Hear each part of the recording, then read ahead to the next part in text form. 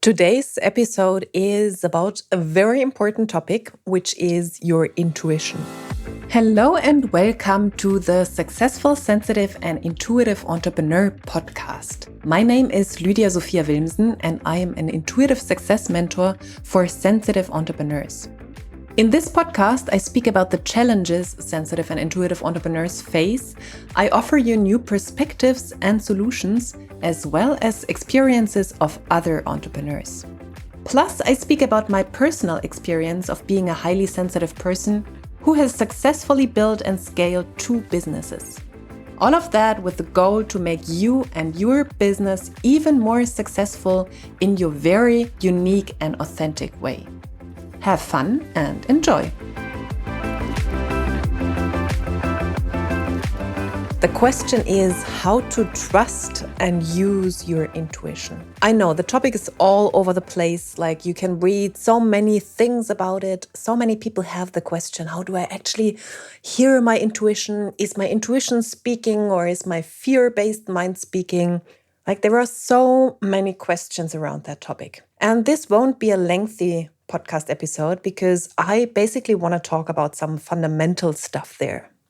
And I won't give you a lot of meditations or stuff to listen to and to journal on and to work on, because basically your intuition is always speaking.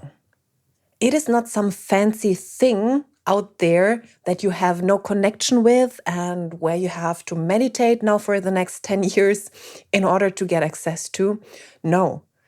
Your intuition has been speaking to you and is speaking to you all the time. And when there is the question of, is this now fear speaking to me or my intuition? Know that they are the same.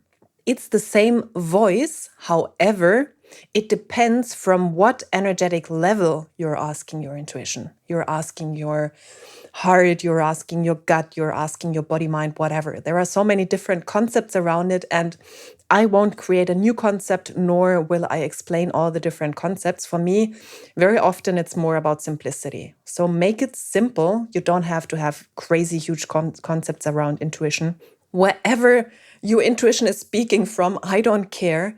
It is that voice, very often a very silent voice in the beginning and also sometimes in between. And it can come up with all kinds of answers. And if your conditioned mind is speaking, it is still your intuition, however, speaking from the conditioned mind place and not from the higher self place. That means when you want an answer which is expansive, you come from an expansive place when you ask your intuition. That's the only change you have to do. It is not about getting clear on like, where is this answer coming from? And then you go into the self-doubt spiral and you spiral down and it's like, I can't trust my intuition anymore. You can trust your intuition. She's always speaking to you, and you basically have to take care in which energy you are when you ask for intuitive guidance. It's not about not trusting the answer and thinking it's fear-based.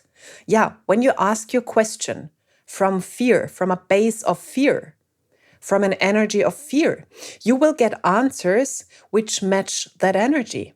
You will get a rather constrictive answer.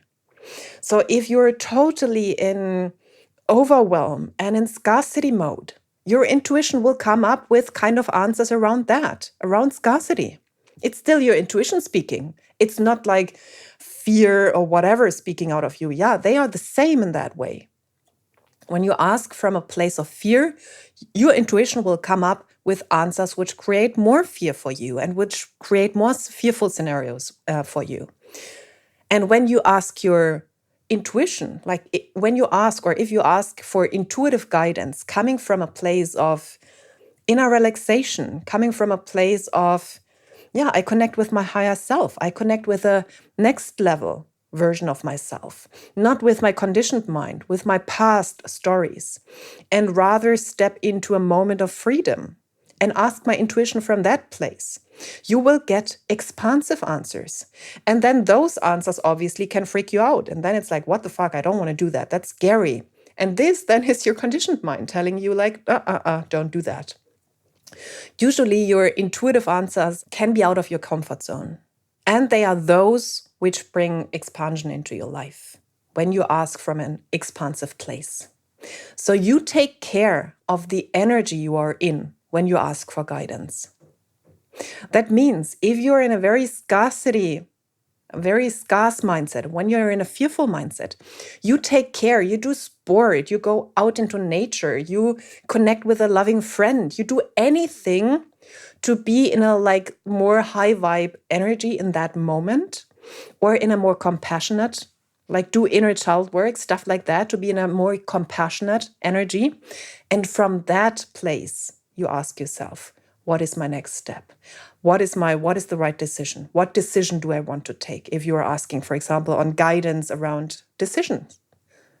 So very often, and when it comes to trusting your intuition, that means basically trusting yourself. Your intuition is not some kind of person in you or some kind of instance in you that has more power and knowledge about you. No, it is still you.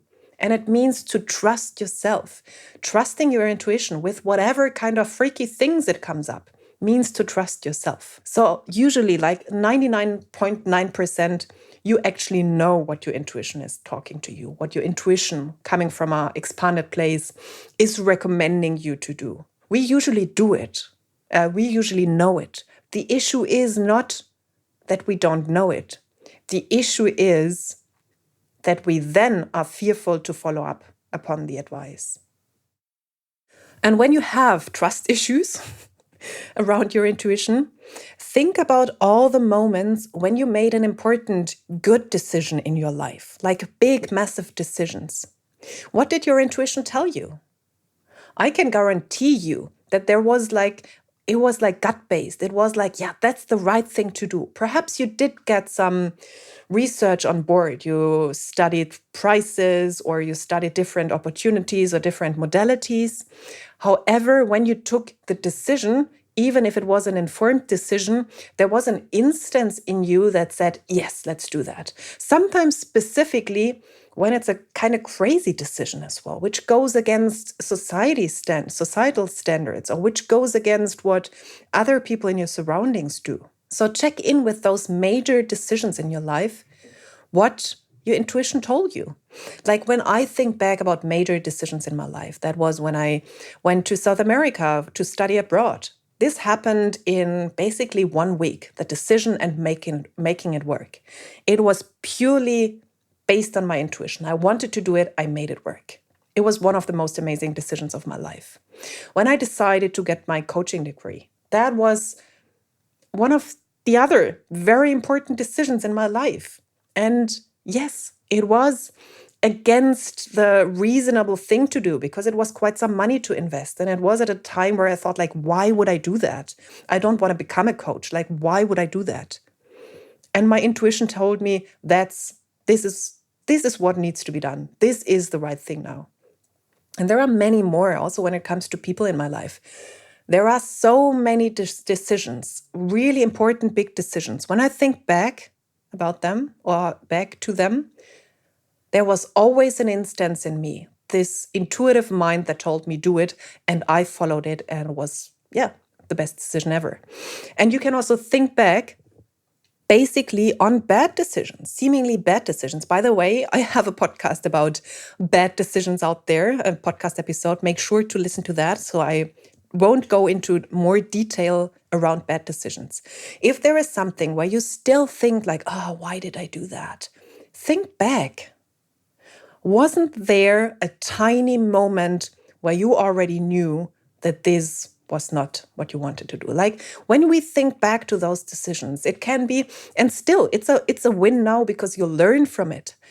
When it comes to clients you worked with, when it comes to service providers you worked with, when it comes to relationships, when it comes to decisions that you moved country or whatever, wasn't there a tiny voice in you, and was perhaps just for a split second, which told you beware, there is something.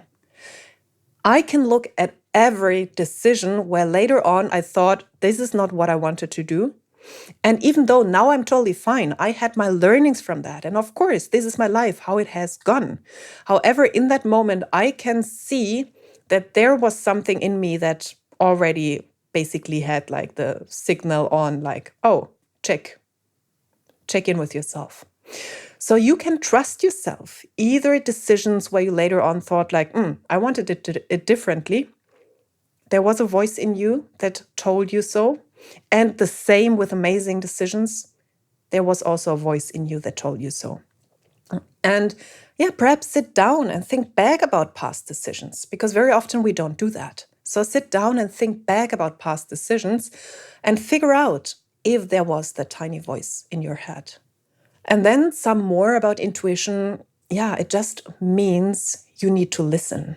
There is not so much that you have to develop your intuitive mind. And yes, you can do that. There are amazing programs out there. I do that. I do things. I do courses around psychic abilities and stuff like that because it's just amazing. I love it.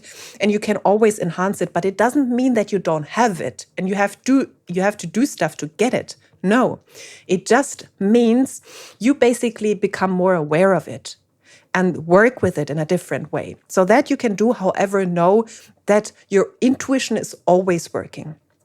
And you basically need time and silence to listen to it.